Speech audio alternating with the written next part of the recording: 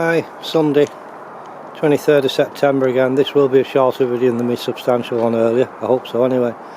Yeah,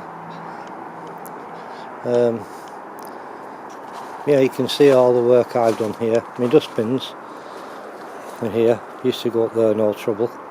Yeah, now I have to walk all the way round here because dustbins are supposed to stay on your pitch. That's my alleged illegal greenhouse according to what's her name, genetics. This is the year I've created for my wife this year. I spent a fortune in the last 2 years trying to make the home, what's the word I'm looking for, maintenance free.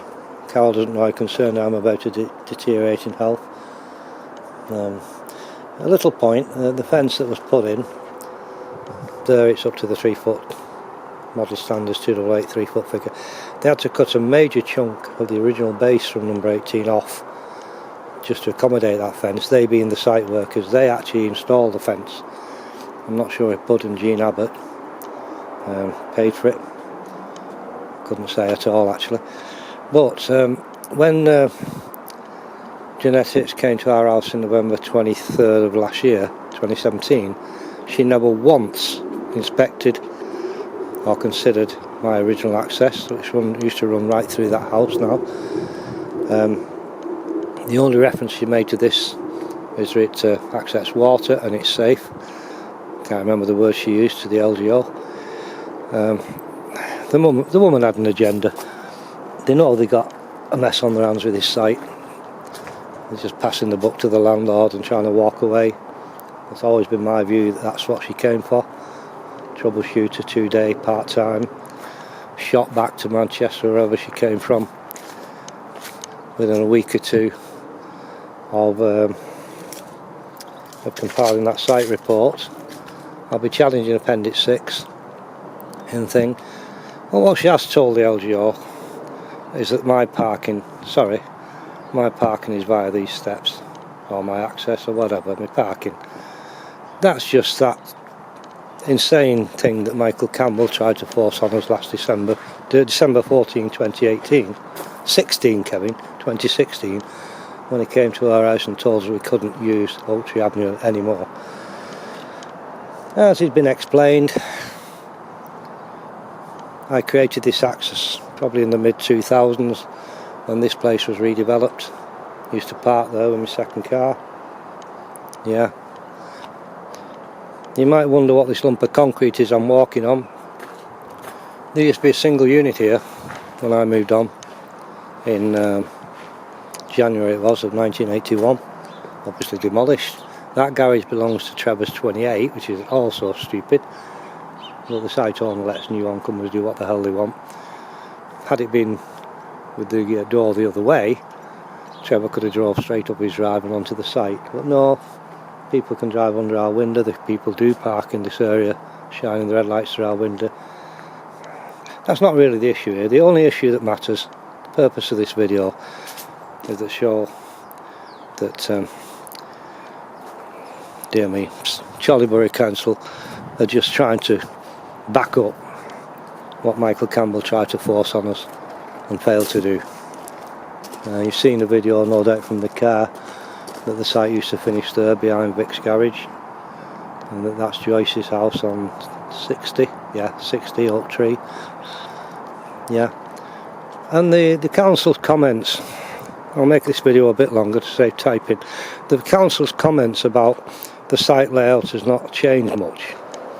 The site layout is pretty identical to the failed planning permission. Yeah, but there's no question that prior to that planning permission the site layout was totally different. It was actually full of many singles on this site, and as a businessman he's had to replace singles with doubles.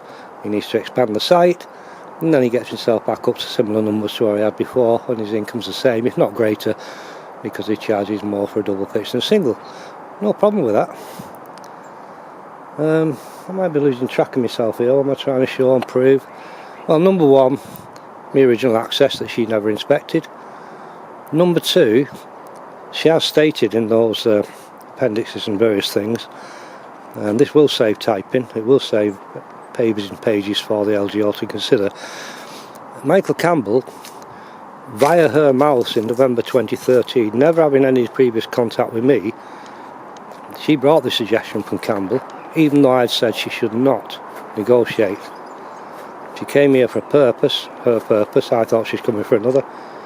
Michael Campbell had offered via her mouth to incorporate that in part of my pitch, not to give it me or anything like that, incorporated in my part of my pitch. Yeah, if I was as stupid as that, that's why I went ballistic in the video. A, I would have to maintain it, cost me an arm and a leg I can't afford.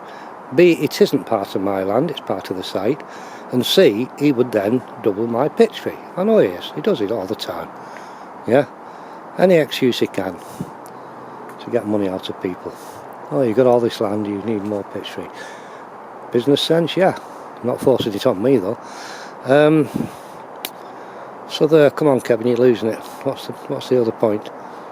Yeah, I will be including in my challenges to Appendix 6 and various comments made by CBC about an offer that Michael Campbell made, not the one last January, and I know the council can't interfere between private offers. I will be commenting on one that he made after the tribunal hearing, but before I failed to win the tribunal, for want of a better word.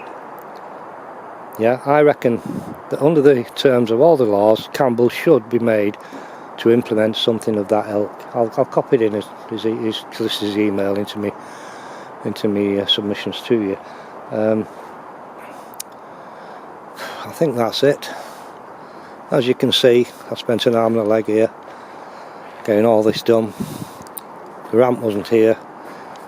When did I put the ramp in? About 12 months ago, I can't remember. Yeah. I don't think I pointed out in that video that when he threw this couple of tons of loose scalpings in here, my bushes was right over here. This is the path.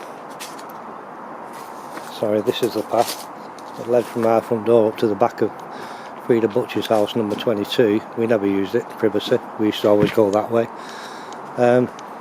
Used it often to visit her. She was a nice old dear. We got on well with her. Again, I've lost track of it. I was up till 3 last night. Come on, Brownie, what are you trying to say to this lady? Speed up. Have a minute. Nah, I've lost track of it. I think I've said enough. Oh yeah, this is it. Yeah, so we were presented with a 4-inch drop of loose scalpings here. Obviously I had to take some action. Yeah. Bushes were cut back, bushes were cut down, and so on. And then we were told that scalping would, when they tamped it, it would be rock hard the next day. It wasn't. He's just done it on the cheap. He's a spiteful bloke, is Mr. Campbell, and yet he does things for others that he's not done for us, and we are in greater need. Yeah. So if I was going to be totally brutal, what should happen? Because we are the only people on this site who can't access a home from ground level as we once did. What should happen is that should all be ripped out, and that road should be brought up to our house as it does for numbers 22 and number 4 Birch Avenue. Yeah. I forget what section it is of the 200 model standards, but it does say something like I forget what it says, but it defines a road anyway, and that is not a road. It's porous as hell. Yeah, I mean, I observed Janetix and what was his name, Carl Gore, leaving our house on November 23rd last year, and they had to pick the way up this avenue wrong, up this access driveway, call it what you will, it is an access. They had to pick the way gingerly up there, and Carl's had 2 falls already. This has got to stop. I am now rambling, I'm getting emotional again.